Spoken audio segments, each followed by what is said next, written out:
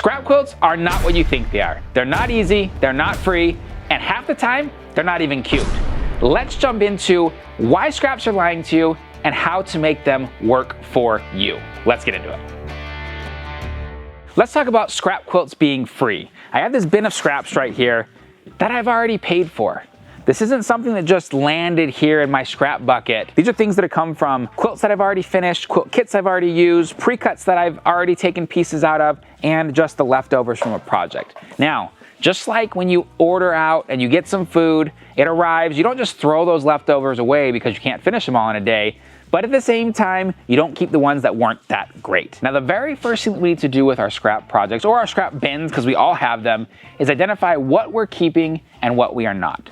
Scrap guilt comes into play here. The thoughts of, I've already got this fabric, I just can't throw it away, even if you don't love it. Or I've already paid for this and now I need to make something with it, even if you don't love the fabrics. Or lastly, this pile of scrap says, you've wasted this money unless you turn me into a quilt. All of that just plain isn't true. What you need to do is take your scraps and identify what's usable and what is not. If you have pieces in your quilt and you're not a micro quilter, or pieces in your scrap bucket that are this big, throw those away. You have squares that are 1 inch square and you've never made something that big and you don't plan to, throw those away. You have trimmings when you've squared up a fat quarter or squared up a bolt and they're strings, throw those away.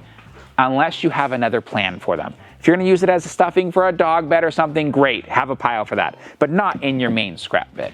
Take your bins and start to organize them. As I said in the very beginning of this video, scrap quilts are not free. You have the scraps that are here. However, you also need your batting, you need your thread, you need your time, and you need other things to go into the quilt to make it a finished quilt. That does not make it free, although it doesn't make it worthless either. Let's talk about the second lie that we always hear, and it's that scrap quilts are easy. If you're one of the people that says that, you're probably someone that has an awesomely organized scrap collection. Now, if you don't, you probably don't think that scrap quilts are very easy, and that's why we're gonna show you how to organize, or at least talk about it. Now, I have this bucket of scraps here. First of all, like I said at the very beginning, we have to identify what we're keeping and what we're not. This right here, gone. Shouldn't be keeping that. There's no way you're gonna use that in a quilt. Get rid of it. This right here, same thing, okay? Unless you're doing micro quilting, again, you're not gonna use pieces that are this small. You're gonna take out all the pieces that you're not going to use, you're gonna toss them. You're then going to take the scraps out of here that you don't love, and you're also going to get rid of them. You're gonna toss them in the garbage. I know it hurts, or you're gonna donate them to somebody else. If you used it out of a project, you didn't really love it, and she didn't put a lot of it in the project, why are you gonna keep it to use it again, okay? Get rid of that fabric. Then what you're gonna do is you're gonna make the decision of how am I gonna want these organized based on the projects that I'm going to do. Let's talk about it. Here's 3 quick, easy ways you can do it. First off, now that we've gotten rid of everything we're not going to use, you can start by identifying what type of a quilt you're going to make in the future. Whether it's a rail fence or it's just a simple, 4-patch, 9-patch, we can take our fabrics before we put them in a scrap bin like this and pre-cut them into those sizes. Let's say we're doing a rail fence. It's gonna be 2.5 inches by 6 inches, let's say. So before this item ends up in here, I'm gonna pre-cut these into my 2.5 by 6 inch strips, okay? Then I'm gonna stack them all in a shoebox or in a container where they're stacked, they're pre-cut, and they're ready for me to walk over here and pull them out and decide which ones I'm using for this particular project. That's the first one. The second method is the color box system. Now what you can do is you can separate your fabrics by color. Meaning, obviously, reds in one box, blues in another, greens in another, and then you have another box for your weirdo fabrics, your notion type fabrics, your focal prints, color, novelty, floral, weird fabrics, okay? Everybody's got a few weird fabrics in the stash you just can't get rid of. Keep them in that box, okay? The last way that we're gonna talk about today is the color value system. Everybody knows you have lights, mediums, and darks. You can pre-separate your fabrics into lights, mediums, and darks. That way when you're going over to pick for your specific project, you need some lights, pull out the light bin. You need some darks, pull out the dark bin. You can make those decisions and kind of have everything gradated, for lack of a better word, of light, medium, and dark. That way when you're ready to pull your fabrics, you know where everything is, and you're not looking through a bin that just never ends with pinks and purples.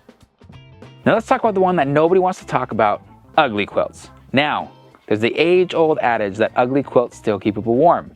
That's great, but you can also make beautiful scrap quilts instead of ugly ones, okay? So I'm gonna tell you 3 different things that I do to keep from making ugly scrap quilts. My first tip is that color value still matters, okay?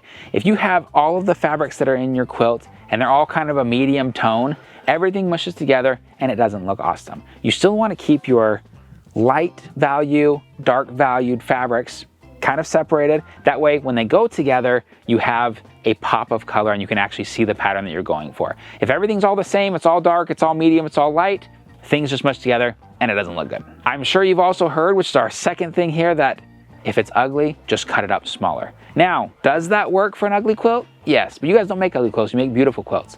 Scale matters when you are working with prints. If everything you have is the wrong scale for the pattern you're using, or the scales are really mixed and you have really small prints with really big prints, it's not gonna look awesome. So you're thinking about colors and tones, you're also thinking about the scale of your prints. Make sure they're all cohesive when you're putting your scraps together. The third one is the biggest one that everybody forgets. You need a unifier within your quilt to pull all of those scraps together. It's okay to make a scrap quilt that you use grunge as a background or a solid. It's okay to make a scrap quilt that instead of all of your blocks being sashed with scraps, you sash them in a unifying blender that pulls things together. Not every piece of fabric in that scrappy quilt needs to be a scrap. Nobody tells you that when you're making scrappy quilts, like, oh, you know, I gotta use all these scraps that are in my stash, but at the end of the day, you need someone to unify them and pull them all together. Okay guys, my rant is over. You're making beautiful quilts now. Let's talk about what actually works, okay? Decide on a few quilts that you love, a few patterns that you love, and pre-cut your fabrics. Whichever scrap system you're using, get your fabrics ready for those blocks. You have rail fence, you have log cabin, you have 4-patch, you have 9-patch, you have potato chip quilts.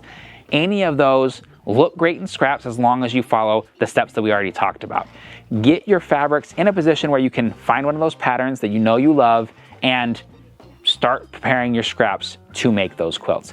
If you do that, instead of having a crazy scrap mess, you're going to have scraps that are always ready for the next project. It's a project that you know what it is, you know you're gonna like it, and it will be ready for you to just get out and start sewing.